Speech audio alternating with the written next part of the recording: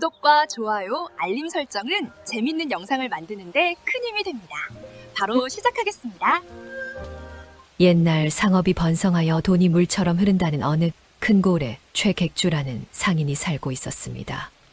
그는 셈이 어찌나 빠르고 돈에 대한 집착이 강한지 자다가도 엽전 떨어지는 소리가 들리면 벌떡 일어나 등불을 켤 위인이었습니다. 그에게는 세상 만물이 오로지 두 가지로 보였습니다. 돈이 되는 것과 돈이 안 되는 것. 사람조차도 그에게는 그저 이익을 남기기 위한 도구일 뿐이었습니다. 그런 최객주에게 요즘 입이 귀에 걸릴 만한 경사가 생겼으니 바로 하나뿐인 아들 만석의 혼사였습니다. 상대는 이웃 고을에서 이름난 거상의 무남동녀 외동딸인 김소담이었습니다. 소담의 아버지가 세상을 떠나며 막대한 유산을 남겼다는 소문이 바다했기에 최객주는 며느리가 아니라 굴러들어 오는 황금 덩어리를 맞이하는 기분이었습니다. 혼례 당일 최객주의 집은 아침부터 북새통을 이루었습니다. 대문에는 청사초롱이 화려하게 내걸렸고 마당에는 돼지를 잡고 전을 부치는 고소한 냄새가 진동을 했습니다. 여봐라! 음식은 모자람이 없게 채우고 상석에는 비단을 한 겹 더 깔아라. 귀한 며느리가 들어오는데 소람이 있어서야 되겠느냐? 최객주는 뒷짐을 지고 하인들을 호령하며 싱글벙글 웃음을 감추지 못했습니다. 하객으로 온 마을 사람들도 술잔을 기울이며 최객주의 복을 부러워했습니다.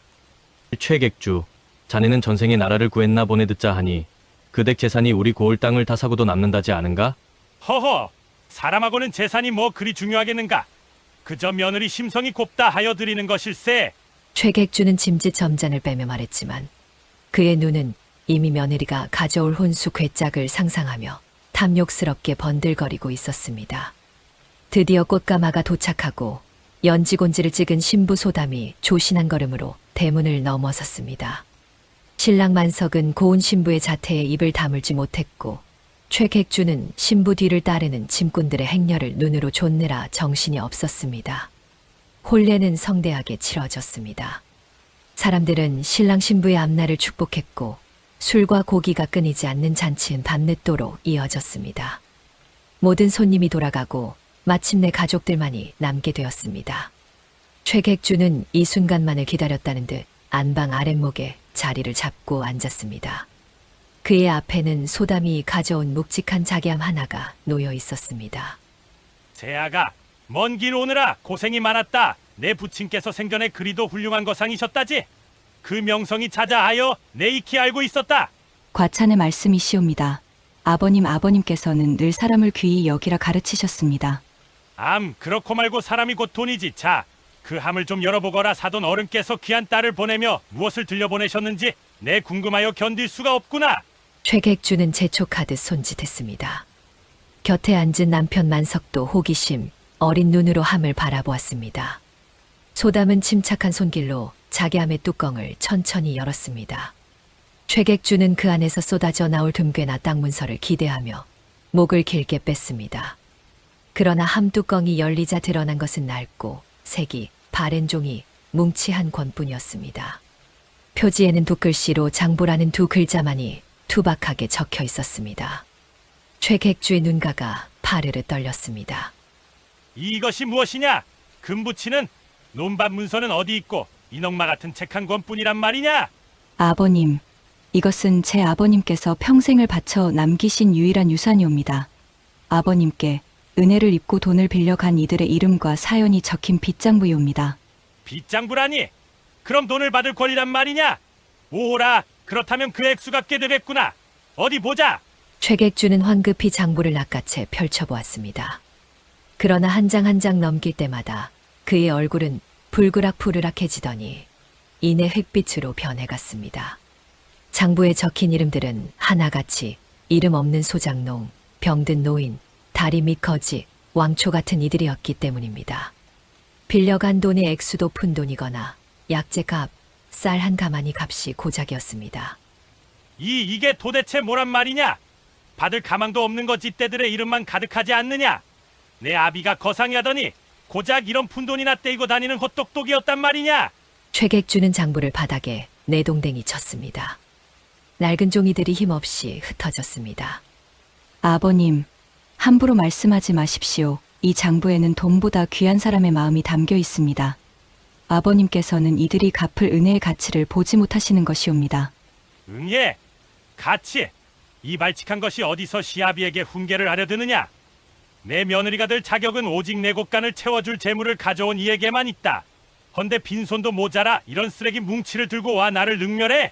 최객주는 분을 이기지 못하고 옆에 있던 도자기 병을 집어 던졌습니다.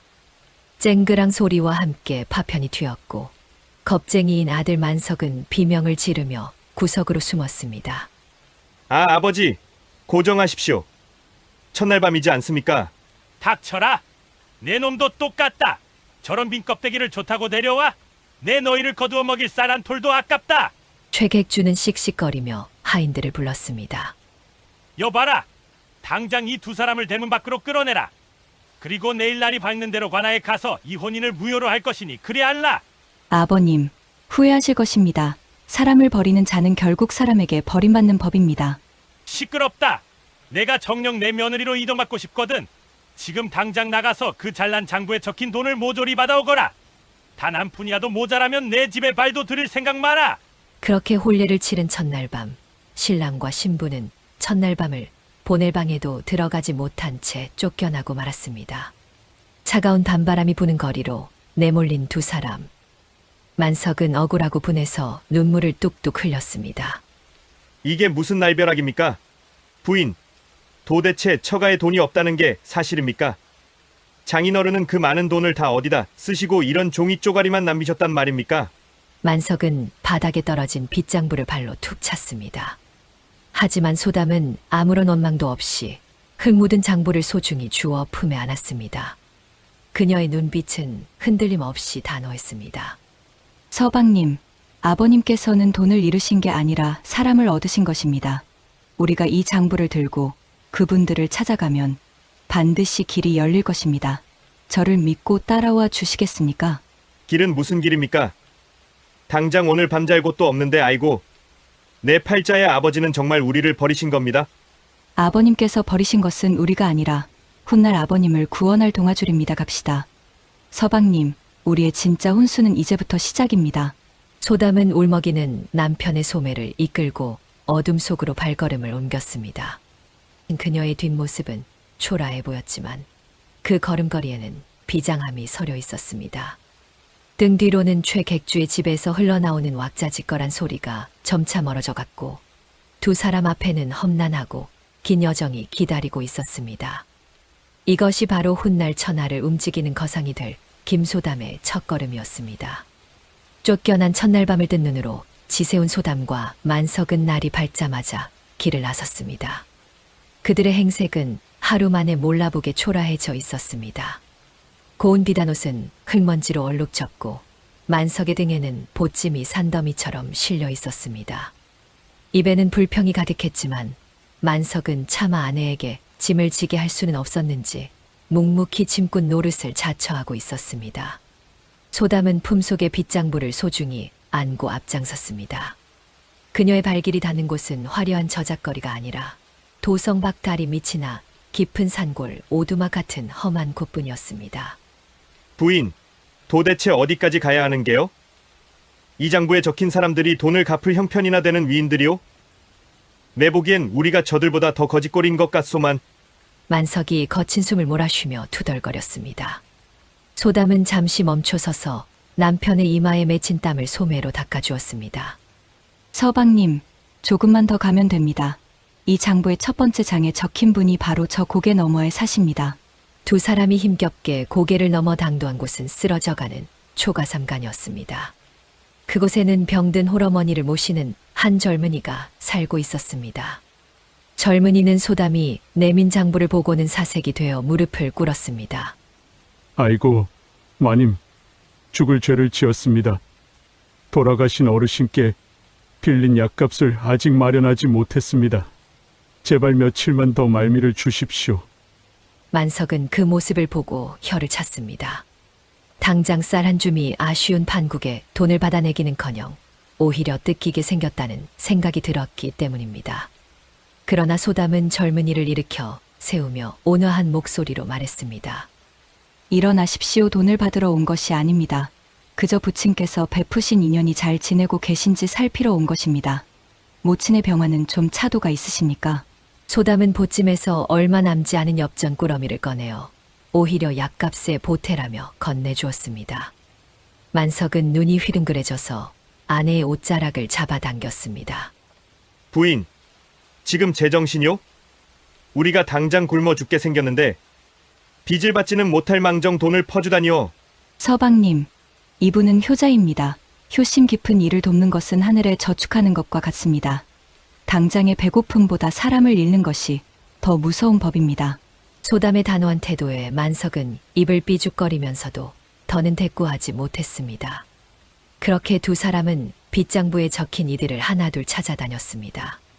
그들은 하나같이 병들고 가난하고 세상에서 소외된 이들이었습니다. 소담은 빚을 독촉하기는커녕 그들의 사연을 들어주고 가진 것을 나누어 주었습니다.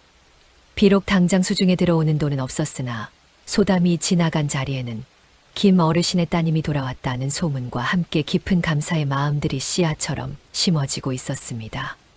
한편 최객주의 상단은 여전히 문전성시를 이루고 있었습니다. 최객주는 며느리를 내쫓은 뒤 도끼가 더 바짝 올라 있었습니다. 그는 장부에서 놓친 돈이 없는지 눈에 불을 켜고 장사치들을 닥달했습니다. 그러던 어느 날 오후였습니다. 허름한 옷차림의 한 노인이 등에 낡은 망태기를 메고 최객주의 상단 마당으로 들어섰습니다. 그는 쭈뼛거리며 하인들에게 말을 건넸습니다. 저 계십니까? 이곳이 김 어르신의 따님께서 시집 오신 댁이 맞는지요? 제가 빚을 좀 갚으러 왔습니다만. 노인의 목소리는 떨리고 있었습니다. 그는 깊은 산속에서 약초를 캐며 근근히 살아가는 약초꾼이었습니다. 소담이 쫓겨난 줄은 꿈에도 모른 채 빚장부의 주인이 바뀐 줄 알고 찾아온 것이었습니다. 마루에 앉아 곰방대를 두드리던 최객주가 빚이라는 소리에 귀가 번쩍 뜨였습니다. 그는 벌떡 일어나 노인 앞으로 성큼성큼 걸어갔습니다. 빚을 갚으러 왔다고? 그래, 내가 바로 그 며느리의 시합이 되는 사람이다. 그 아이가 가져온 빚장부는 본래 내 집안의 재산이 되어야 마땅한 것이니 내게 갚으면 된다. 어서 내놓아라. 금부치냐? 아니면 엽전이냐? 최객주는 손바닥을 쫙 펼쳐 보였습니다. 그러나 노인은 난처한 기색으로 주섬주섬 망태기 안을 뒤적일 뿐이었습니다. 송구하옵니다. 대감마님 돈은 마련하지 못하였고 대신 제가 목숨을 걸고 절벽에서 캐온 귀한 약초가 있어 이것으로 빚을 대신할까 하여 가져왔습니다. 노인이 떨리는 손으로 꺼내놓은 것은 흙이 잔뜩 묻은 시커먼 풀뿌리 뭉치였습니다. 잎은 다 말라 비틀어졌고 뿌리는 붉은 빛이 도는 것이 꼭 핏줄처럼 기괴하게 생겼습니다. 향기로운 산삼이나 녹용을 기대했던 최객주의 얼굴이 순식간에 일그러졌습니다. 이게 뭐냐? 이 더러운 잡초 덩어리가 빚 갚을 물건이란 말이냐? 이것은 보통 풀이 아닙니다요. 깊은 산 음지에서만 자라는 것인데 저희들끼리는 붉은 뿌리라 하여 귀하게 치는. 닥쳐라! 어디서 감히 내 눈을 속이려 드느냐?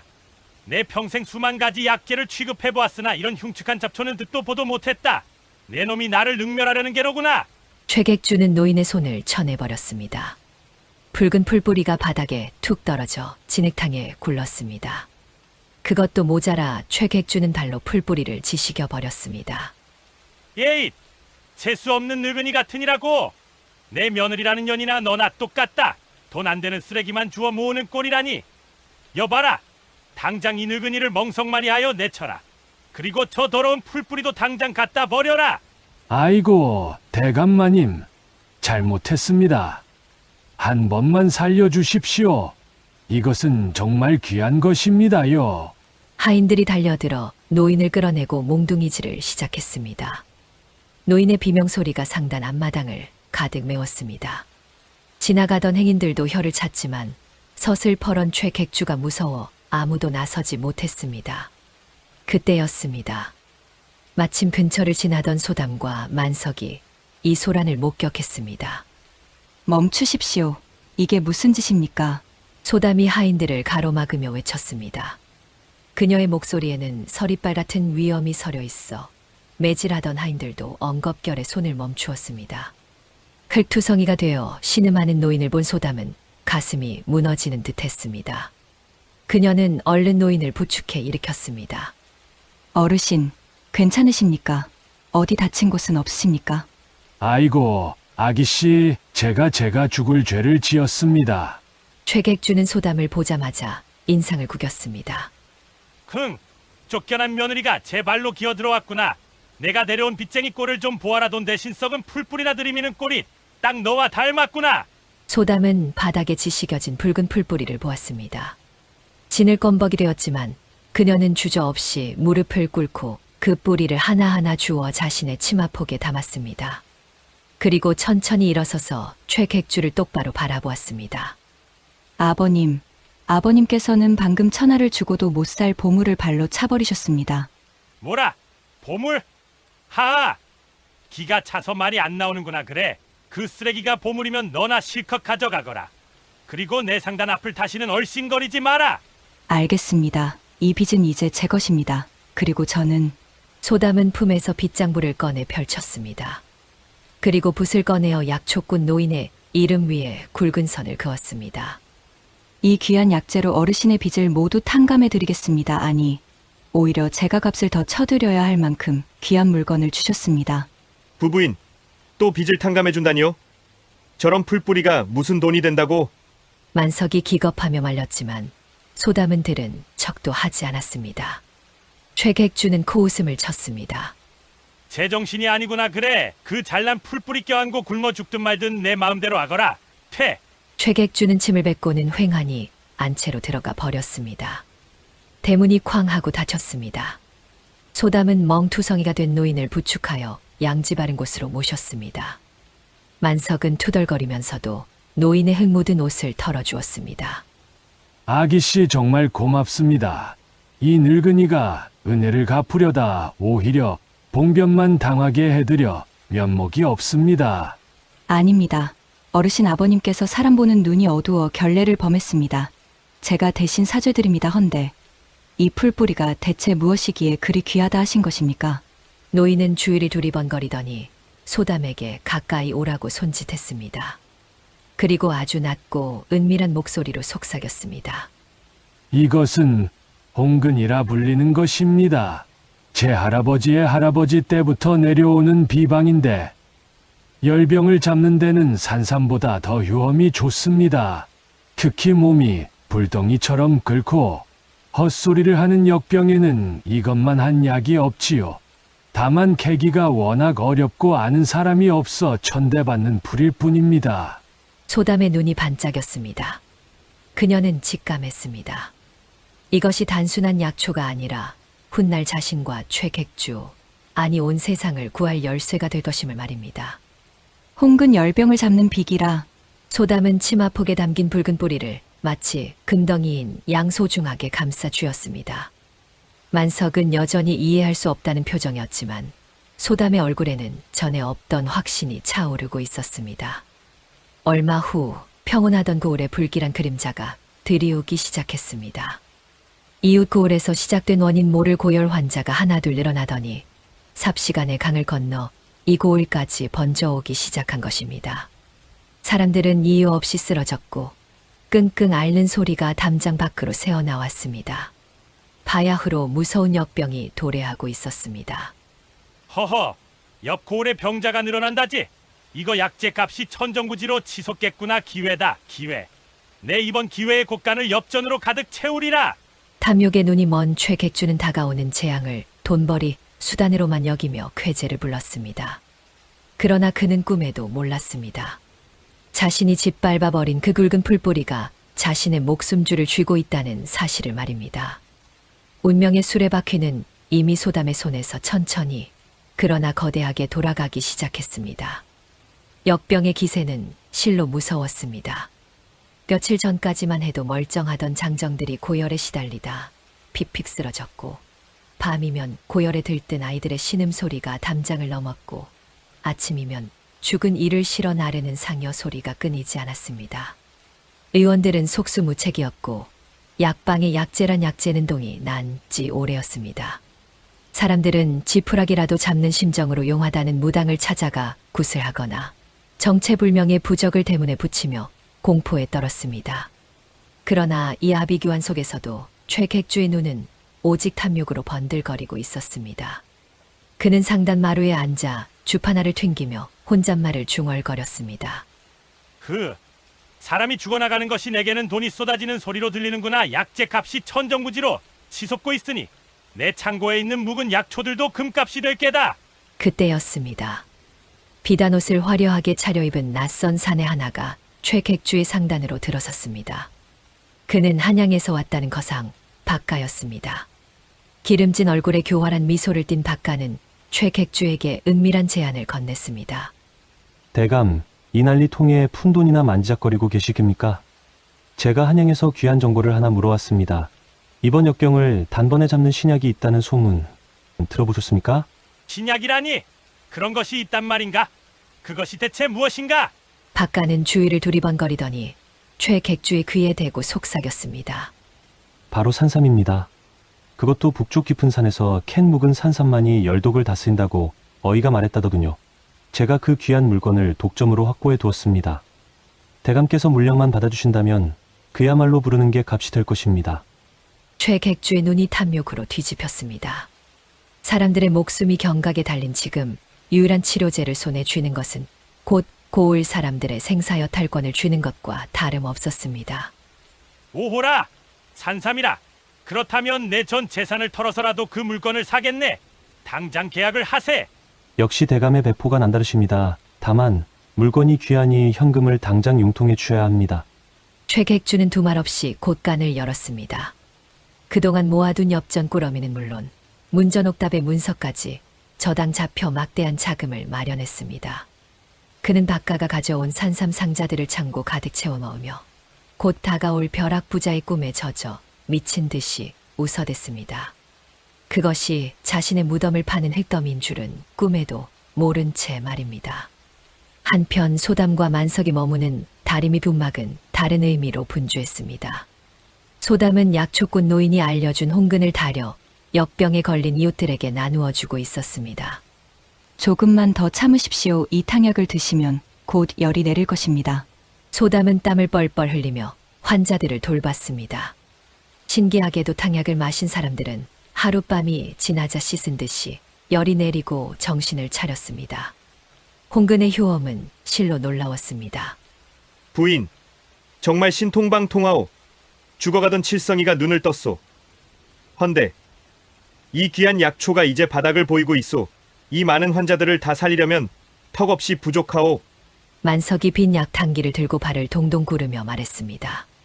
처음에는 억지로 짐꾼 노릇을 하며 내 팔자야를 읊조리던 그였지만 죽어가는 사람들이 아내의 손길로 살아나는 것을 보며 그의 마음속에도 작은 파문이 일고 있었습니다. 아버지의 돈 욕심이 아닌 아내의 생명을 살리는 마음이 옳다는 것을 본능적으로 느끼기 시작한 것입니다. 소담은 잠시 생각에 잠기더니 품속에서 낡은 빗장부를 꺼내 들었습니다. 서방님, 우리에게는 아직 남은 재산이 있습니다. 바로 사람입니다. 채비를 하십시오. 우리가 가야 할 곳이 있습니다. 소담과 만석이 향한 곳은 고을 외곽의 빈민촌, 소위 거지 소굴이라 불리는 곳이었습니다.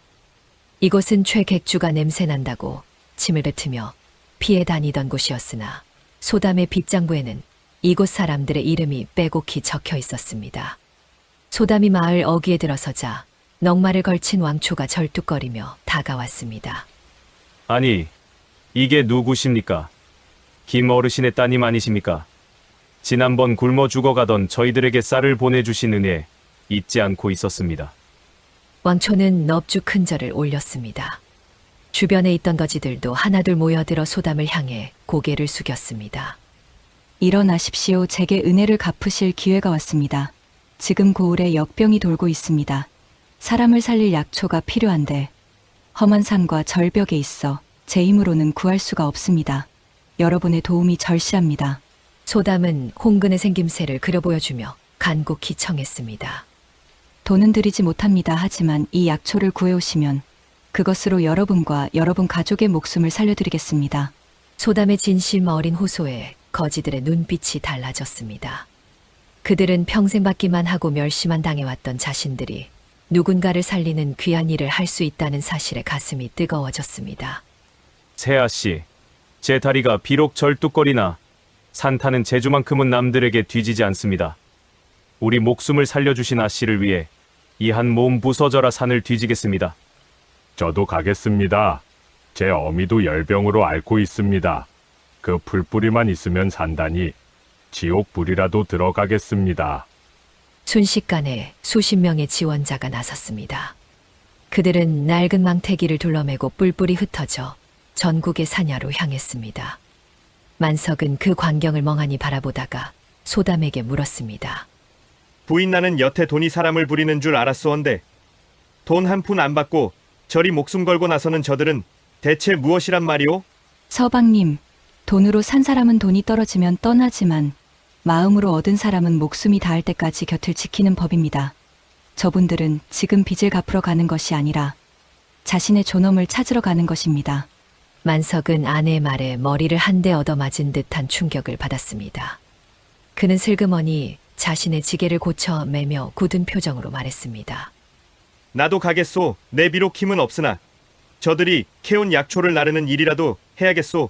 부인의 지아비로서 부끄럽지 않고 싶소. 소담은 빙그레 웃으며 남편의 손을 꼭 잡아주었습니다. 며칠 뒤 최객주의 상단 앞은 아수라장이 되어 있었습니다. 이 사기꾼 놈아! 산삼이라더니 이게 다 무슨 소용이야? 내 아들이 이걸 먹고도 열이 내리기는커녕 더 심해졌어. 독초야, 독초. 의원이 그러는데 이건 산삼이 아니라 도라지에 독을 먹인 거래. 내 돈 내놔. 우리 집 문서 내놔. 성난 마을 사람들이 몽둥이와 낫을 들고 최객주의 상단으로 몰려들었습니다. 박가가 팔아넘긴 산삼은 사실 썩은 도라지에 약물을 입힌 가짜였습니다. 뒤늦게 속은 것에 안 최객주는 참고 문을 걸어 잠그고 벌벌 떨고 있었습니다. 이 이놈 박가놈! 내 돈을 다 가지고 튀었어! 아이고, 내 돈, 내 땅, 이제 나는 다 망했다! 최객주는 바닥을 치며 통곡했습니다. 전 재산을 털어 산 가짜 산삼은 이제 목숨을 위협하는 흉기가 되어 돌아왔습니다. 반면 소담이 머무는 다리미 둔막 앞에는 다른 풍경이 펼쳐지고 있었습니다. 전국 각지에서 돌아온 거지들과 약초꾼들이 등짐 가득 굵은 홍근을 싣고 속속 도착했습니다. 아기씨, 강원도 산골짜기 절벽에서 캐왔습니다. 이거면 100명은 좋게 살릴 겁니다. 저는 지리산 깊은 골에서 이만큼이나 해왔습니다요. 어서 약을 다리시지요. 그들은 흙투성이가 된 얼굴로 하얀 이가 드러나도록 웃고 있었습니다. 소담과 만석은 쉴 새 없이 약탕기에 불을 지피고 약을 다렸습니다. 쌉싸름하면서도 구수한 약 냄새가 온 마을에 퍼져나갔습니다. 자, 줄을 서십시오. 돈은 받지 않습니다. 아픈 사람은 누구나 와서 드십시오. 소담의 목소리가 울려 퍼지자 최객주의 상단으로 몰려갔던 사람들이 하나둘 발길을 돌려 소담에게로 모여들었습니다. 죽어가던 아이가 약을 먹고 눈을 뜨자 어미는 소담의 치맛자락을 붙잡고 오열했습니다. 만석은 밀려드는 사람들을 질서정연하게 줄 세우며 이마에 흐르는 땀을 닦으면서도 얼굴에는 전에 없던 자부심이 가득했습니다. 저 멀리 굳게 닫힌 최객주의 상단대문 틈으로 최객주가 이 광경을 훔쳐보고 있었습니다. 그의 눈은 충혈되어 있었고 입술은 파르르 떨렸습니다. 자신의 곳가는 썩은 도라지로 가득 차 악취를 풍기는데 며칠 전 자신이 짓밟아 버렸던 그 잡초들이 며칠 만에 황금보다 귀한 생명의 약이 되어 세상을 구하고 있는 꼴이라니. 인과응보의 수레바퀴는 이제 막 그 속도를 높여가고 있었습니다. 최객주는 다가오는 파멸의 그림자를 느끼며 주저앉았습니다. 역병의 기세가 수그러들 기미를 보이지 않자 급기야 조정에서 어명이 내려왔습니다. 임금님께서는 백성의 고통을 굽어 살피시어 전국의 약재를 징발하라 명하셨고 특히 산삼을 독점하고 있다는 소문이 파다한 최객주에게 관아의 이목이 집중되었습니다.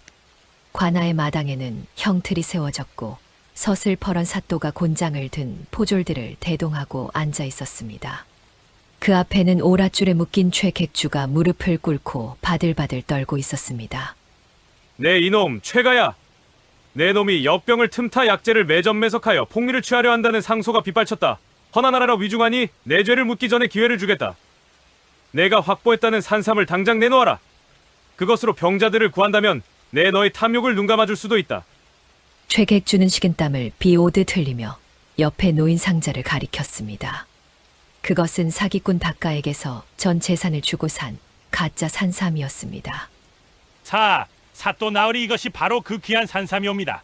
제 전 재산을 털어 구한 것이니 부디 선처해 주십시오. 사또는 의원을 불러 감정을 명했습니다.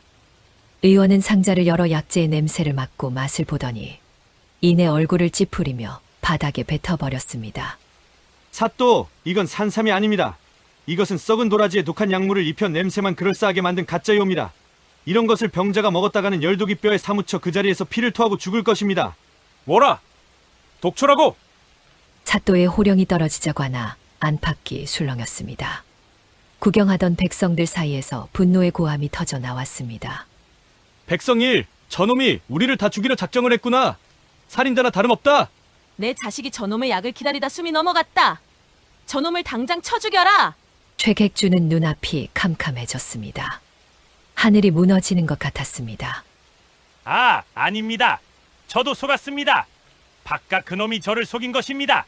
억울하옵니다. 사또! 닥쳐라. 내 놈의 탐욕이 눈과 귀를 멀게 하여 사기를 당한 것이니 누구를 탓하느냐? 더구나 이 가짜 약으로 국왕을 기만하고 백성의 목숨을 위협했으니 그 죄는 참수로도 씻을 수 없다. 여봐라! 저놈을 당장 하옥하고 날이 밝는 대로 국법에 따라 엄히 다스리겠다. 최객주는 짐승처럼 울부짖으며 포졸들에게 끌려갔습니다. 차디찬 감옥 바닥에 내동댕이 쳐진 그는 쇠창살 사이로 들어오는 달빛을 보며 가슴을 쥐어뜯었습니다. 아이고 내 재산, 내 땅 그리고 내 목숨까지 이게 무슨 꼴이란 말인가. 며칠 전만 해도 천하의 돈이 다 내 것 같더니 이제는 죽은 목숨이로구나. 그때였습니다. 감옥의 작은 창 너머로 희미한 풀냄새가 바람에 실려왔습니다.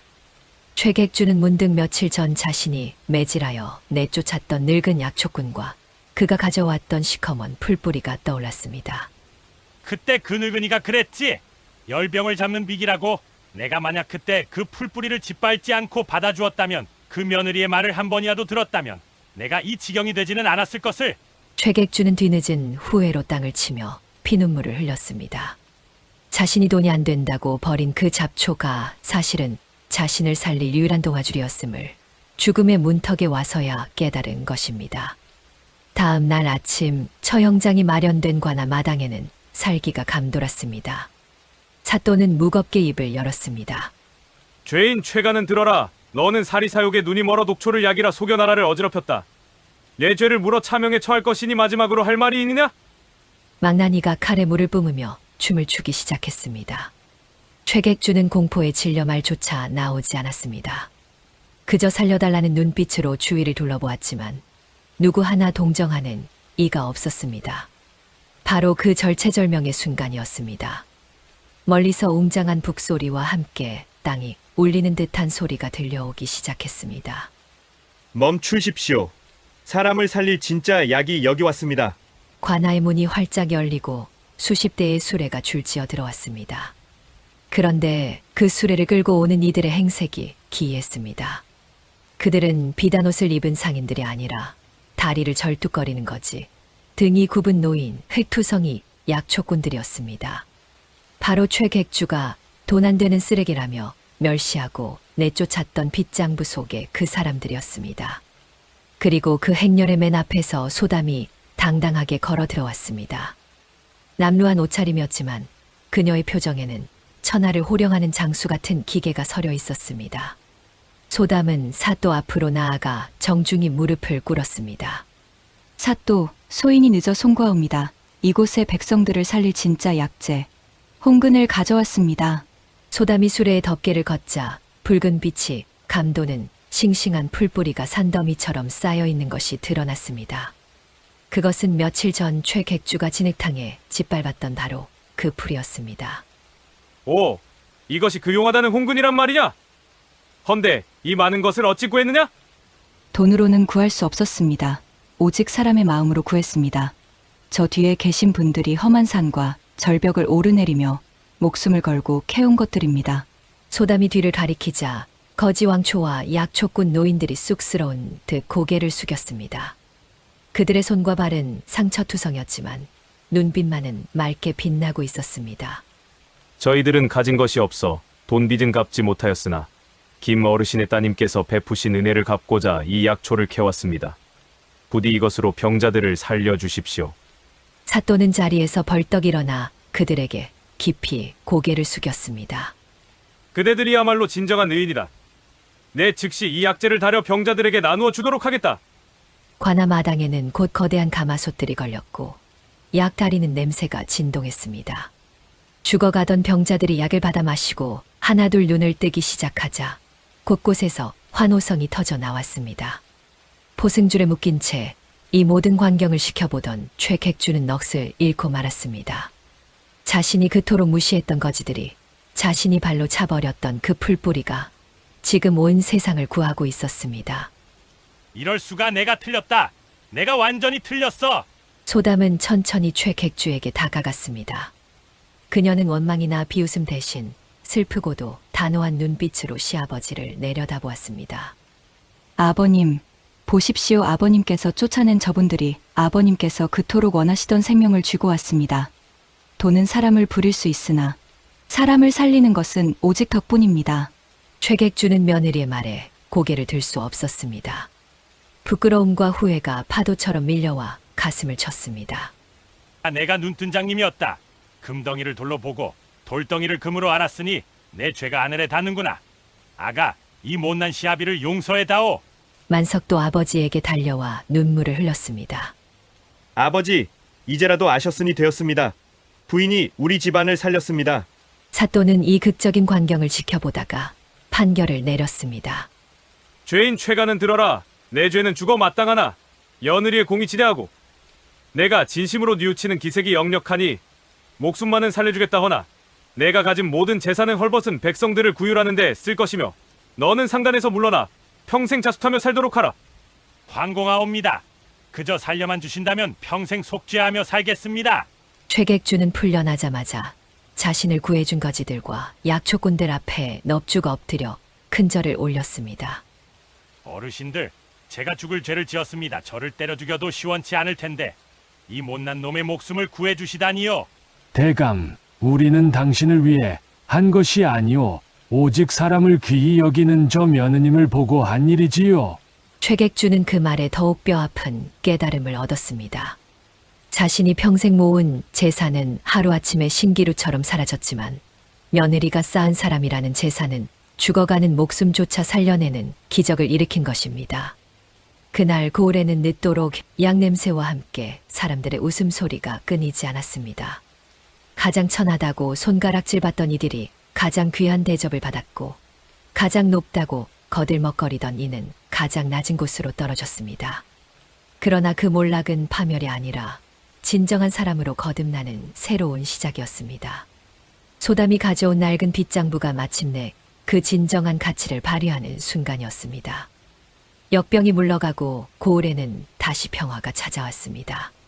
조정에서는 소담의 공로를 치하하여 큰 상을 내렸고 그 덕분에 최객주는 참수형을 면하고 풀려날 수 있었습니다. 관아문을 나선 최객주는 초라한 행색이었으나 그를 기다리는 것은 비단 옷을 입은 상인들이 아니었습니다. 흙 묻은 옷을 입은 거지 왕초와 약초꾼 노인 그리고 며느리 소담과 아들 만석이 그를 맞이했습니다. 최객주는 그들 앞에 털썩 무릎을 꿇었습니다. 평생을 돈만 좇으며 멸시했던 이들이 자신의 목숨을 구해준 생명의 은인이 되었다는 사실에 그는 고개를 들 수조차 없었습니다. 어르신들, 그리고 이 못난 시아비를 살려준 세아가 내 평생 돈이 최고인 줄 알고 살았으나 이제야 알았습니다. 사람보다 귀한 것은 없다는 것을 말이오. 내 죄는 남은 생을 바쳐 갚아 나가겠소. 대감, 고개 드십시오. 우리는 며느님의 덕을 보고 움직인 것이니 그저 며느님께 잘해주시면 됩니다. 집으로 돌아온 최객주는 상단에 대행수 자리를 아들 만석에게 물려주었습니다.